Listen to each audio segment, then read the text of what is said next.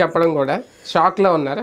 బేసిక్గా ఎన్డీఏ కూటమి ఊహించలేదు. ఎందుకంటే ఓ ప్రయోగం చేశారు వాళ్ళు కూడా. అసలు వాళ్ళ ప్రయోగం వల్ల బీజేపీ రివర్స్ ప్రయోగం హిందుత్వ చేసింది. వాళ్ళు చేసిన ప్రయోగం ఏంటంటే త్రిబుల్ ఫార్ములా పాటించారు. మాదిగా, మైనారిటీ, మరాఠా అన్నటువంటి. అంటే ఎస్సీ ఎస్టీలు ఒకటి, రెండవది మైనారిటీలు, మరాఠా అన్న నినాదం. అది ఫెయిల్ అవుతుంది అనుకోలేదు వాళ్ళు.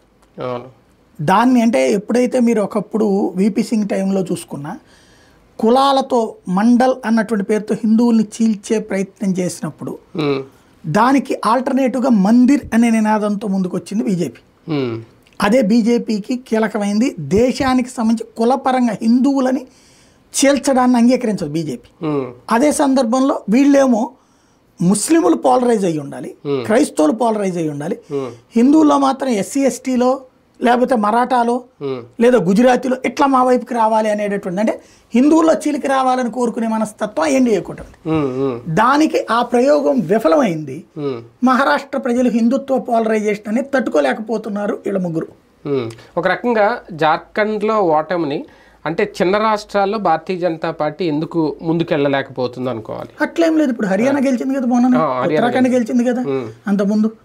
అట్లాగేం లేదు. కాకపోతే జార్ఖండ్లో చేసిన తప్పు ఏంటంటే ఇక్కడ ఒక ప్రయోగం ఫెయిల్ అయితే అక్కడ ఒక సక్సెస్ అయితే అక్కడ ఒక ప్రయోగం ఫెయిల్ అయింది.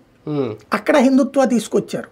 కాకపోతే ఏమైపోయిందంటే సుదీర్ఘకాలంగా చొరబాటుదారులు అక్కడికి వెళ్ళిపోయి గిరిజన ప్రాంతం కదా అది, గిరిజన ప్రాంతాల్లో ముందు ఆ బొగ్గులు తవ్వుకోవడానికి ఇట్లాంటి పనులు కానీ దిగేసి నిదానంగా అక్కడ ఉన్నటువంటి హిందూ అమ్మాయిలు పెళ్లి చేసుకున్నటువంటి వాళ్ళు, బంగ్లాదేశ్ నుండి బర్మా నుండి ఇట్లా వచ్చినటువంటి వాళ్ళు అక్కడ కాపురాలు చేసేస్తున్నారు, పిల్లలు ఇదంతా ఉంది.